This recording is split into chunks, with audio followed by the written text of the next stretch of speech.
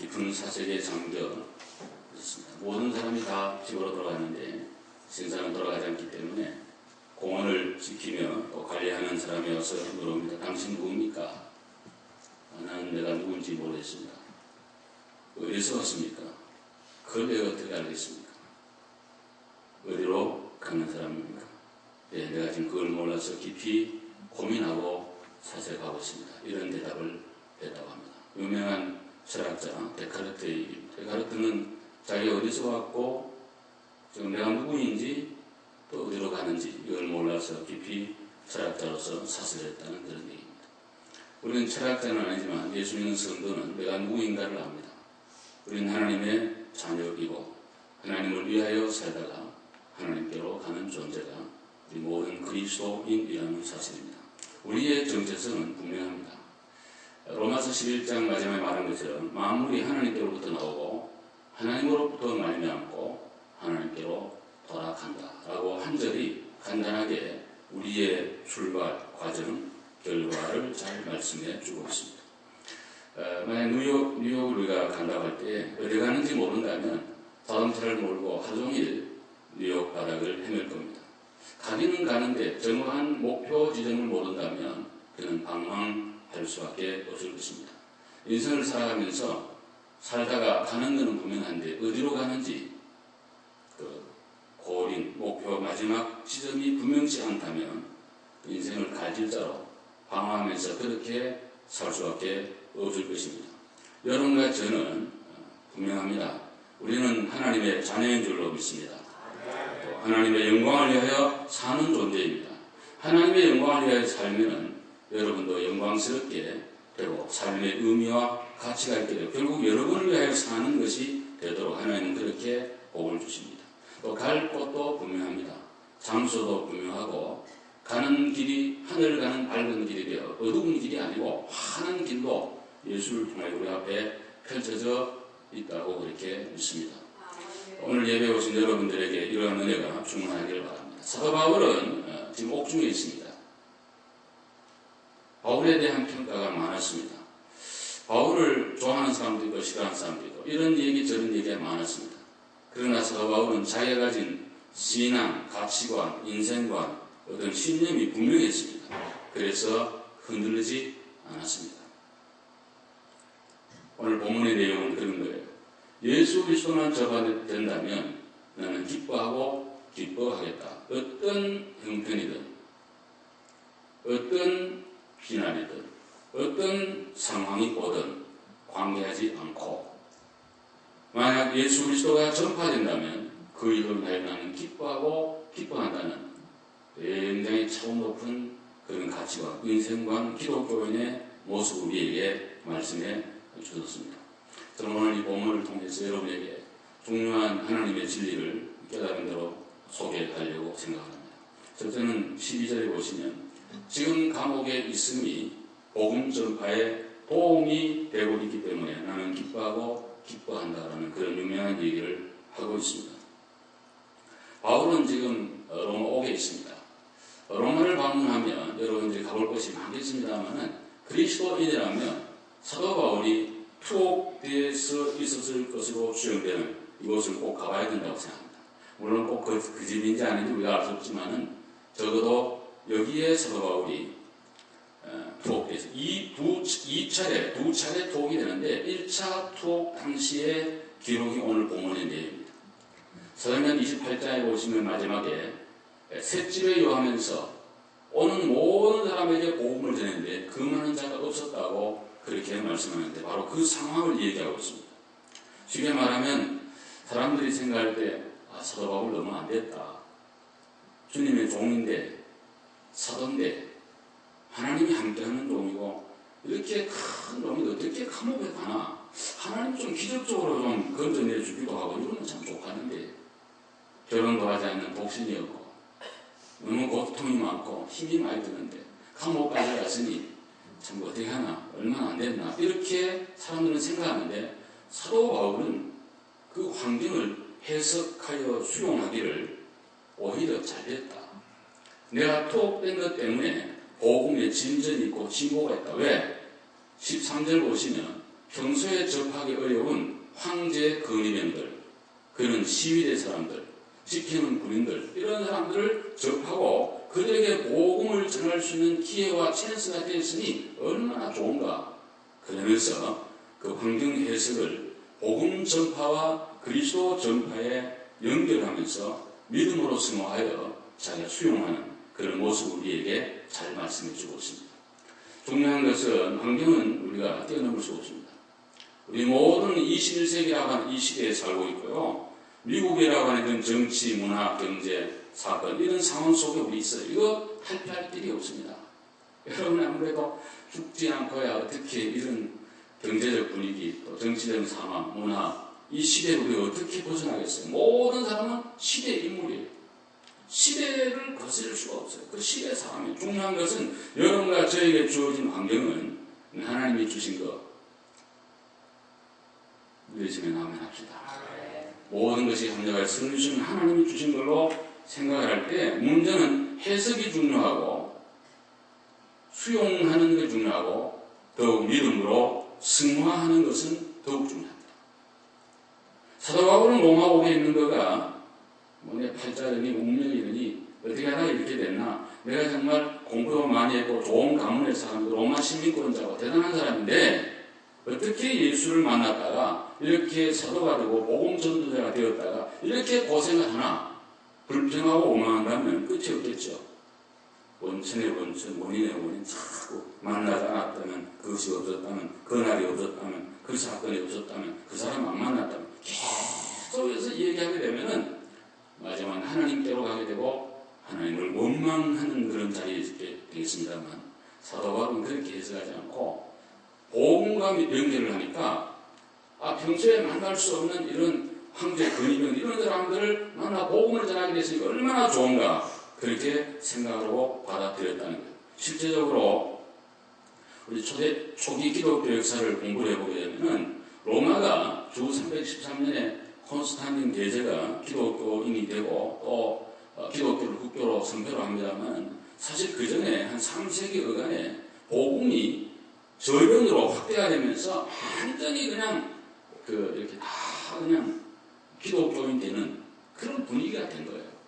만약에 로마의 군인이나 원로원이나 지도자들이나 정치하는 모든 사람들이 기독교의 반기독교적인 그런 생각을 계속해서 가지고 있다면 콘스탄틴이 아니라 누구라도 그런 거 못 선언해요. 선언하면 자기 정치 생명이 끝나니까. 근데 분위기가 기독교를 받아들일 수 있는 그런 상황으로 갔다라는 거예요. 거기에 중요한 하나의 요소가 뭐냐면 고위층에 그리고 상류층에 귀족층에 복음이 들어가게 되는데, 바로 사도 바울이 감옥에 있으면서 자기에게 오는 또 자기를 지키고 있는 군인들 이런 분들에게 복음이 전해라. 이것이 복음 전파의 큰 역할을 감당했다는 것이 우리 교회사적 하나의 견해고 하나의 해석입니다. 여러분과 제가 살아가면서 때로는 감옥은 아니지만 그런 것 같은 어려움이 있을 수 있어요. 그게 경제적이든 인간관계든 자녀이든 사업이든 어떤 일이든 우리에게 늘 그게 있을 수 있어요. 중요한 것은 여러분과 제가 그 일을 통해서 예수의 복음이 전파되고 내 신앙이 더욱 돈독해지고 하나님께 더 가까이 가고 기도하는 그런 사람이 되고 예배하는 사람이 되고 주님을 의지하는 사람이 되고 그 일을 통하여 더 넓게는 예수를 믿는 사람이 생긴다면, 아니 우리 교회에 큰 유익이 된다면 오늘 사도 바울처럼 나는 기뻐하고 기뻐하리라는 그런 믿음의 차원 높은 성도가 되어야 될 줄로 믿습니다. 이 믿음이 있어야 우리 삶에 활력이 있고 좀 긍정적이 되고 넘어지지 않고 바른 길을 걷게 될 것입니다. 지난 인류 역사 500년, 지금부터 500년을 거슬러서 가장 우리 역사에 큰 영향을 준 사람이 누군가 설문조사를 하니까 말틴 루터가 뽑혔다고 합니다.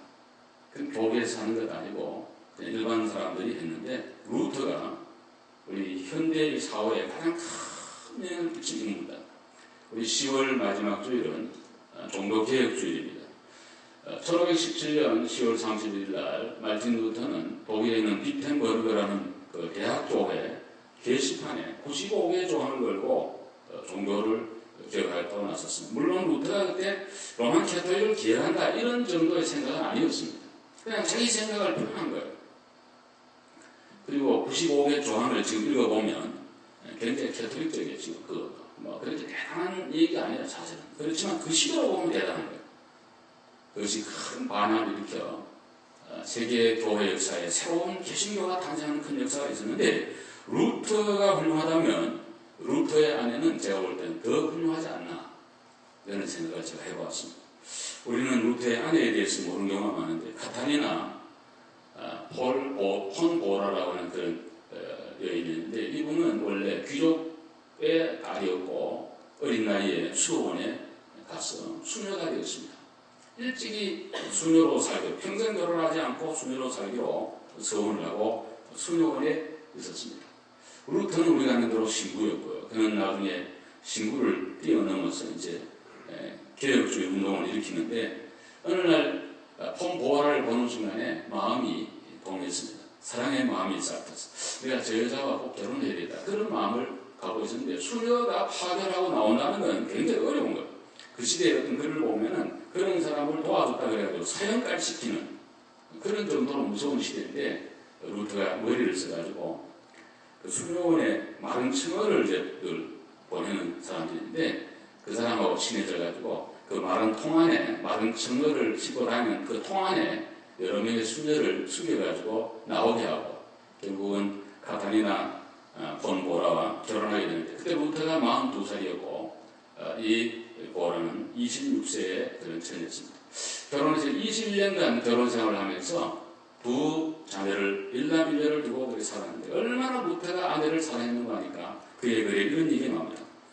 그는 나에게 항상 상냥하며 모든 점에서 순종하고 예리하고 그리고 영특하고 지혜로워서 내가 바랐던 그 이상의 훌륭한 아내다. 이 세상 어떤 부귀 공명 모든 것과도 나는 내 아내를 바꿀 수 없다. 그러면서 사랑은 캐트라 그러면서 자기 아내를 지키 사랑했던 루터를 우리는 그의 글에서 만나보게 됩니다. 루터는 60세 조금 지나 그는 죽었습니다. 그런 다음에 두 남녀를 데리고 이 폰보라는 좀 고생을 많이 했습니다. 개신교와 구교의 싸움 틈바구니에서 늘 도망다녔고요.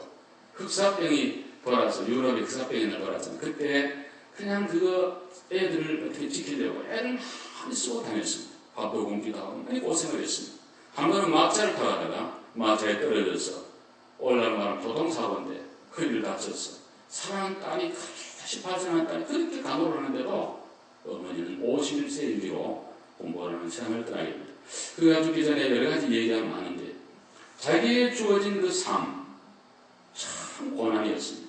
고통이 많았습니다. 루터와 결혼함으로 오는 행복도 있지만 너무 큰 부담이 많아. 늘 생명의 위협을 많이 느꼈습니다. 너무너무 고생이 많았어요.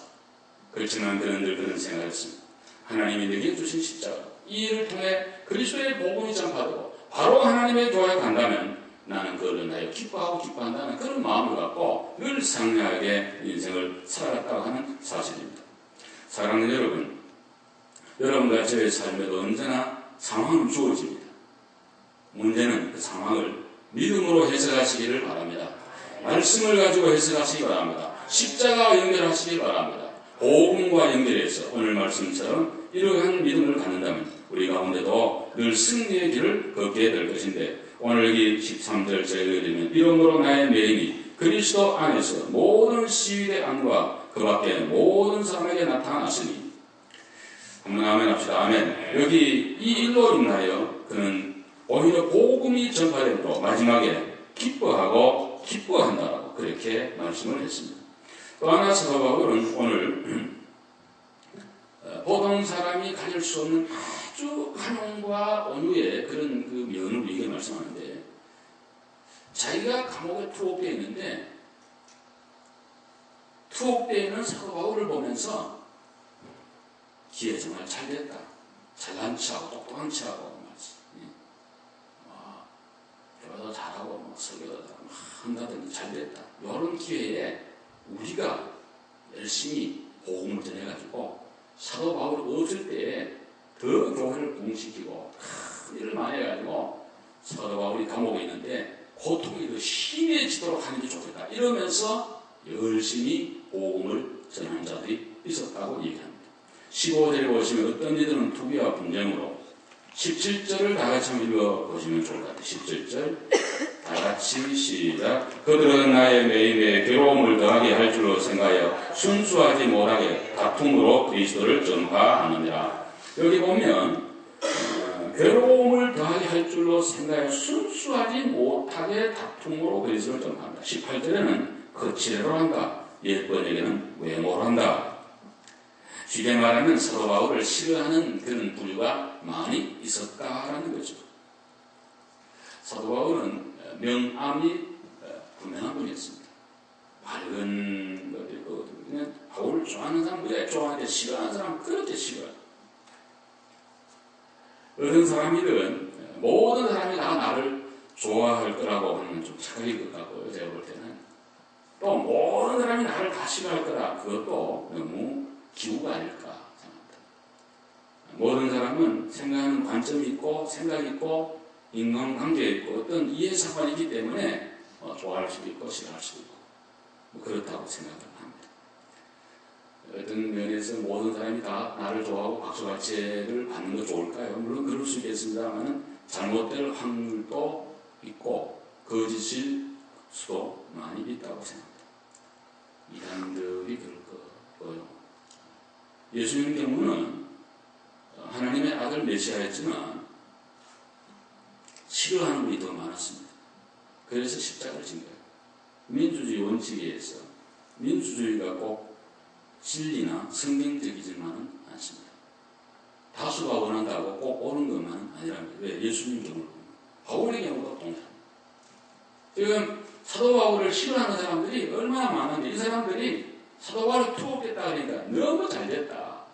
용용 죽겠지 정말. 이럴 때 한번 우리가 잘해보자 이러면서 자기들끼리 막 이러면서 막 그냥 열심히 예수를 전하고 복음을 전하고 교회를 섬기고 막 활동하고 이러는 거예요. 근데 그런 거를 보면서 사도 바울에는 아무런 끄리낌이 없었습니다. 그렇게 하나 저렇게 하나 전파되는 것은 그리스도니 이러므로 나는 기뻐하고 기뻐한다는 참 그 마음이 대단한 거죠.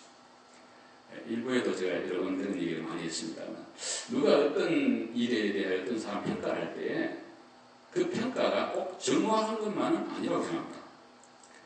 특별히 언론, 신문 나오는 거 거짓일 경우가 많고 과장, 윗선 많이 제가 볼 때 거의 과장이 많다고 생각합니다. 얼마가 모였다가 좀 과장이 많고요. 특별히 교회 모임에 얼마 모였다가 대체적으로 과장이 많고요. 중요한 거 아닙니다. 여러분과 저를 평가할 때 어느 날 우리는 막 칭찬한다 합시다. 그렇다고 내가 그런 사람이 된 건 아니거든요. 그 사람이 볼 때 그렇다는 거지. 어느 날 막 욕을 한다. 그렇다고 내가 꼭 그런 사람이 된 것도 아니죠. 나는 나일 뿐. 나는 그리스도 앞에 그리스도가 우리를 판단할 거고 또 나는 나일 뿐이죠. 사도 바울이 그런 거예요. 사도 바울을 욕하고 비난하고 질투하고 그냥 짓밟으려고 이런 기회에 그냥 없애버리고 이런 사람이 많이 있어서 그 사람들이 나가 복음을 전하고 열심히 교회를 할 때에 그래도 좋다. 내가 안 하면 그 사람들이 하면 더 좋지 않냐. 동기가 어찌됐든 그런 거예요. 전파되는 것이 그리스도라면 나는 기뻐하고 기뻐한다는 그런 마음이에요. 어떤 사람이 인격이 반듯하고 성령이 충만한 가운데 설교하고 복음을 전하고 할 때 은혜를 받으면 얼마나 좋겠습니까? 혹 그렇지 않다고 하더라도 말씀을 전해지면 역사는 주님이 한 거기 때문에 언제나 주 역사는 우리 생각을 뛰어넘는 하나님의 거룩한 뜻이 있는 줄로 그렇게 믿습니다. 요나의 경우에 보면 요나는 하나님 말씀하기를 아수르에서 니느웨에 가서 복음을 전하라고 할 때 가는 싫어했습니다. 아수르는 이스라엘의 적대관계 원수 같은 거예요. 어떻게 나가서 복음을 내서 그 사람들이 하나님을 믿고 회개해서 하나님을 찬양하려고 어떻게 이런 복 받는 거 보겠냐 안 가요. 싫어해요. 요나서 4장 1절에 보시면 매우 싫어하고 매우 화가 났다고 얘기하고 있어요. 자기가 전한 복음을 듣고 회개하는 니느웨 백성을 보면서 기뻐한 것이 아니라 화가 난 거예요. 그 정도로 싫어했어요. 그래서 다윗으로 가려고 뱉었는데 그 길이 잘못돼가지고 풍랑만 나고 큰 물고기 뱃속에 들어가고 할 수 없이 니누에 가게 됩니다. 니누에는 3일 동안 다니는 큰 성인데 하루만 외쳤습니다. 설교도 간단해요. 40일이 지나면 니누에가 무너집니다. 나 그런 설교하라 그러면 하루 종일 타겠습니다. 준비가 필요할까요? 필요 없죠. 40일 지나면 눈이 안 무너진다. 그건 누구나 할 수 있는 거예요. 또 기도할 필요 있을까요? 시간대 무슨 기도를 해야죠. 준비 필요 없죠. 속에 부글부글 하면 되죠. 그래서 하나님의 하루끼만 했는데도 12만 명이 넘는 니누의 백성들이 다 회개하고 왕도 회개하고 전부 회개해서 하나님 믿는 그런 백성들이 되도록 하나님 만들었답니다. 여러분, 중요한 것은 복음을 전하는 것. 그래서 하나님의 복음이 전파만 된다면 기뻐했던 바울입니다. 여러분들 좋아하든 싫어하든 너무 그런 데 치심하지 마시고 자기를 잘 사랑하시고 자존감 있고 확신 있는 분은 그런 데 치심하지 않습니다. 열등감이 너무 많고요.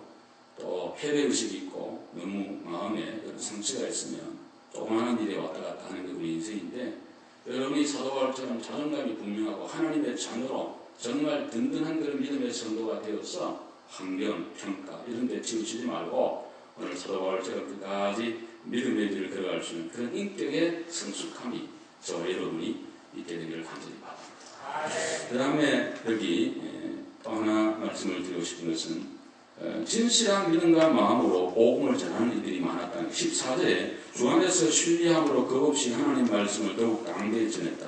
15절 하반절에 어떤 이들은 착한 뜻으로 그리스도를 전파한다. 16절 사랑으로 한다. 18절 중간절에 참으로 하는 자가 있다 라고 말씀을 하면서 사도 바울의 주위에 바울이 독된 뒤에 바울이 싫고 믿고 못나서 하면서 하는 분도 있고 또 한편으로는 정말 순수하고 신실한 믿음으로 복음을 전하는 복음 전도자들이 그 주위에 있었다라고 우리에게 말씀을 하고 있습니다. 오늘 앞에 모든 성도님들, 이부에 오신 여러분들은 이런 성도가 되시길 주의 이름으로 축원합니다. 정말 순수한 마음으로 믿음의 마음 갖고 하나님 복음 전하는 우리 모두의 사명입니다. 믿으시면 아멘 합시다. 아멘. 마태복음 18장 18절 20절에 보시면 우리 주님이 부활한 다음에 대사명을 우리에게 말씀했죠. 하늘과 땅의 모든 권세를 우리에게 줬는데 그러므로 가서 너희는 모든 족속으로 제자를 삼아 아버지와 아들과 성령의 이름으로 세례를 주고 내가 너희에게 분부한 모든 것을 가르쳐 지키게 하라. 볼지어다 내가 사는 그날까지 너희와 항상 함께 있으리라 하시니라. 아멘. 여기 볼지어다 그러는데 이루라는 말은 확실하도다 그 뜻이에요. 확실하도다. 주님이 우리와 함께 하심이 확신한 줄로 믿으시길 바랍니다. 확신하고. 지금 인류의 모든 종족 언어가 6,850개라고 합니다.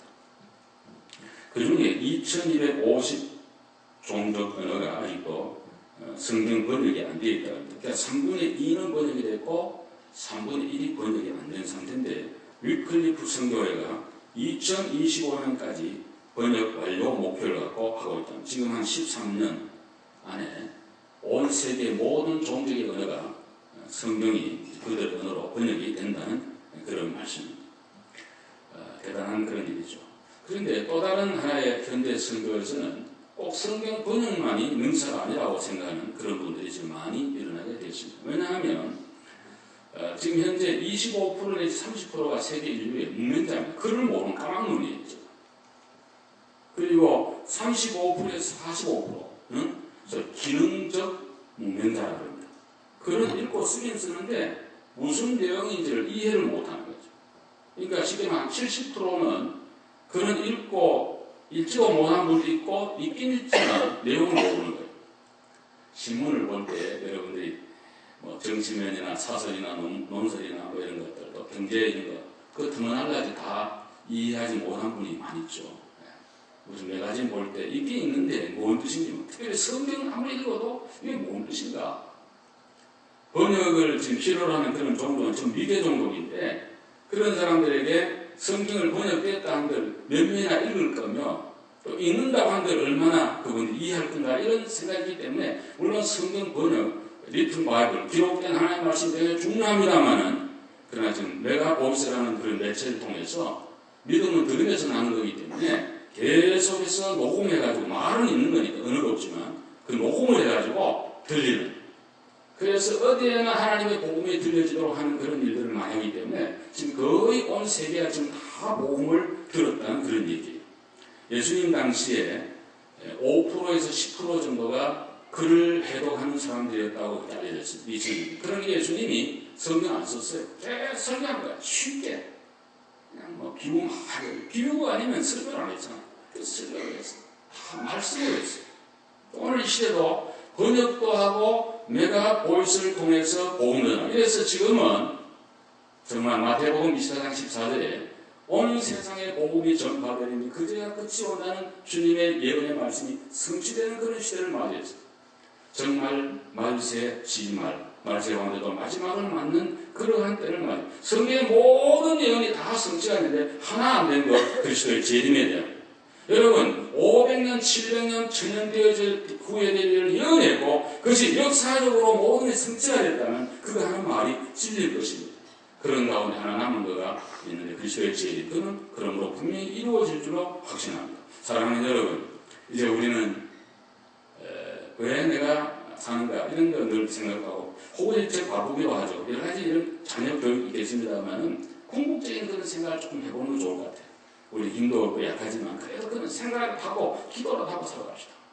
할렐루야. 우리가 복음 전파하는 일에 나도 기도하고 뭔가 좀 하고 내가 가지는 못하지만 함께 동력하는 그런 마음이 필요하지 않을까. 제가 얼마 전에 어떤 글을 읽어보니 어떤 사람이 미국에 왔는데 좀 주먹도 쓰고 그런 사람이었는데 공부도 별로 안 했었고 진짜 와서 살다가 이제 예수 믿고 변한 하나님의 사람이 됐어요. 그래서 꼭 목사만 선교사 가는 거 아니고요. 평신도 선교사 많이 갑니다. 의료 선교사도 많이 필요하고요. 의사 선생님들, 간호사 선생님들 마친 다음에 좀 가서 이렇게 자원봉사는 얼마나 인생에 보람이 있겠어요. 지금 뭐 정말 남미 여기 중남미 도미니카만 해도 그렇고 뭐 얼마나 그런 분들이 많이 필요한데요. 이 사람이 아프리카 마사이족에게 가서 선교를 하게 됐어요. 근데 가는데 첫날 가는 날 출장이 나오더니 막 얼굴에 막 침을 뱉고 그래서 자기 별 사진에 지식도 오고 그러는데 자기도 막 그냥 화가 나 침을 뱉고 그랬는데 출장이 막 생각밖에 자기를 껴안고 막 너무너무 좋아하더라고요. 그 나중에 보니까 비가 오지 않는 지역이라 물을 이렇게 아끼는 생각인데 땀 흘리는 것도 조심하고 침 뱉는 것도 조심하는데 그 귀한 침을 내 얼굴에 뱉어주니까 얼마나 네가 나를 좋아하는지 모르겠다고 이렇게 생각을 해가지고 선교가 크게 되면서 자기는 바보고 아무도 모르는데 가서 열심히 그냥 예수님 그냥 하신 대로 하려고 애를 쓰고 했더니만 뭐 사람들이 다 예수를 믿고 그 불악 전체가 이렇게 복음화되는 큰 역사가 있었어. 너무 보람스럽다. 자기가 김포공항 떠날 때는 미국 가면 천국인 줄 알고 그냥 일 안 하고 살 줄 알았는데 딱 LA 떨어진 순간부터 그냥 고생이 시작돼 너무너무 고생을 하면서 한 10년 전에 조금 정착이 살만한데 이렇게 또 그냥 맨날 일만 하고 집하기도 이렇게 하다가 죽으면 뭐 할까 이런 생각이 들어가지고 좀 생각을 갖고 이제 은퇴 일찍 하고 이렇게 하니까 참 너무 보람되고 여러분 아신 대로 남을 좀 도와주면요 얼마나 그 보람이 있는지 몰라요. 그 기쁨은요 이 세상 뭘로 우리 그걸 갖겠습니까? 남을 조금 도와주고 하는 거. 그게 복음을 전하는 거예요. 목사의 기쁨은 그런데 제가 이제 이런 또 1년간 책을 진행하고 있다 보니까 이제 목사님들 또 뭐 사모님들 이런 세미나에 이제 한 번 되면 꼭 한 번씩 부르는 그런 관리에 있어. 뉴욕은 좀 특별합니다만 어제도 와서 복음을 전하려는데 내가 가서 뭘 전할까? 다 훌륭한 분들이고 다 그냥 뭐 미국에 있는 목사님들 다 교수급이에요. 짱구 정말 공부도 많이 하고 다 똑똑하다 그러는데 뭘 할까? 그냥 가서 내가 그동안 살아온 이 얘기 그냥 편안하게 그냥 방담을 좀 하리라 그런 마음을 갖고 남미도 가서 지금 목사장을 기도해 우리 여기 갑니다만 가서 한 일주일간 8번 설교를 하라 그러는데 뭐를 가지고 한 대상을 또 8번을 내가 할 수 있을까 생각하는데 그냥 편안하게 얘기하려고 생각을 합니다. 여러분 부족하지만 우리를 통해 그리스도가 전파된다면 그 일로 인하여 여러분의 마음에 기쁨이 있어야 진정한 그리스도인인 줄로 믿습니다. 사랑하는 여러분, 사도 바울을 생각을 하면서 환경을 복음으로 해석을 하시고 혹 비난이 있더라도 그 일로 통해서라도 내 인격이 바로 되고 하나님의 교회 영광이 되고 죄가 확장된다면 감사하시고 정말 실실한 믿음과 마음으로 복음을 전해서 하나님 나라 확장에 쓰임받는 우리 모두가 되어지길 주님의 이름으로 간절히 축원합니다. 자비로우신 하나님 감사합니다. 예수 그리스도의 복음이 전파된다면 우리 모두는 기뻐할 수 있는 바울 사도와 같은 큰 믿음의 성도 다 되도록 은혜를 내리워 주시옵소서. 주여, 살아가면서 환경이 어렵고 힘들 때 많습니다. 낙심하거나 원망하지 말게 해 주십시오. 그리고 감사와 또 소망과 특별히 복음으로 연결하여서 신앙으로 승화하여 승리하는 우리 모두가 되도록 큰 은혜를 내리워 주시옵시고, 우리를 비난하거나 좋아하거나 너무 거기에 치심하지 말고 나의 나됨을 언제나 감사하면서 바로 믿음의 정도를 걸어가는 한 사람 한 사람 되도록 은혜를 내리워 주옵소서. 예수님 이름으로 간절히 기도드립니다. 아멘.